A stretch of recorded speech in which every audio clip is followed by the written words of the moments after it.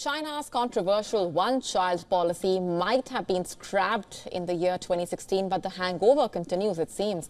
The wounds of the past have cast long shadows, and the country is trying hard to arrest the demographic crisis. Beijing has, since 2016, in fact, gradually lifted the birth caps from 1 to 2 children, then to 3 in 2021.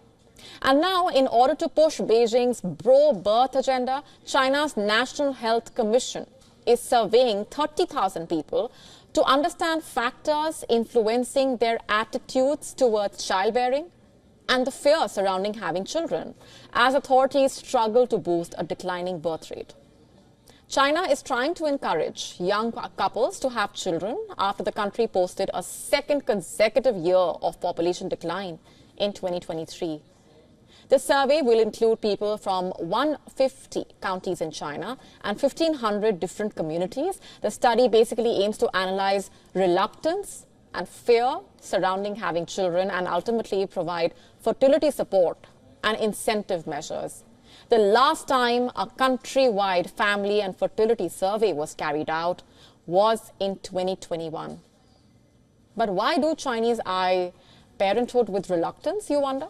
And why is Beijing finding it tough to sell its pro-birth policy? Well, the answer lies in the numbers. According to Beijing-based WION Population Research Institute, the average cost of raising a child in China until the age of 18 is over $75,000, more than 6.3 times as high as its GDP per capita. Almost the highest in the world. You heard that right, the highest in the world.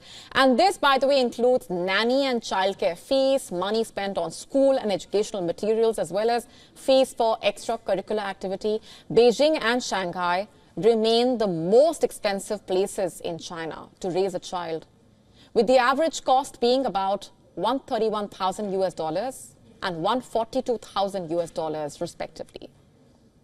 This was about China. Let's just now talk about the world. The average cost of raising a child in Japan until the age of 18 is over 4.2 times the country's GDP per capita. United States, 4.11 times. France, 2.24 times. Australia, 2.08 times. South Korea claimed the top spot, with the cost coming in at 7.79 times the country's GDP per capita. China is, in fact, second only to South Korea, which has the world's lowest fertility rate. China's one-child policy produced consequences beyond the goal of reducing population growth. Remember, when the policy was introduced in 1979, it accelerated an evolution towards smaller family sizes that would have happened more gradually. The policy acted as a workforce multiplier. By caring for fewer children, young people proved to be more productive. When for years China was opening up its economy, the share of working-age Chinese grew faster than the parts of the population that did not work. And this was a huge factor behind China becoming an economic giant. But now Beijing seems to be paying the price. Most notably, limiting births then means fewer workers now and fewer women to give birth. A United Nations forecast published in July this year shows how quickly China is aging. A demographic crunch that the UN predicts will cut China's population by more than half by the end of the century. According to the UN's latest projections, by the end of the century, the US population will be about 2/3 of China's, compared with less than a quarter now. And by then, India, which has overtaken China as the world's most populous country, will have more than twice as many people as China. And as the birth rate dips, China's elderly population is ballooning. China expects more than 40 million new retirees over the 5-year period ending in 2025, and more than the population of Canada.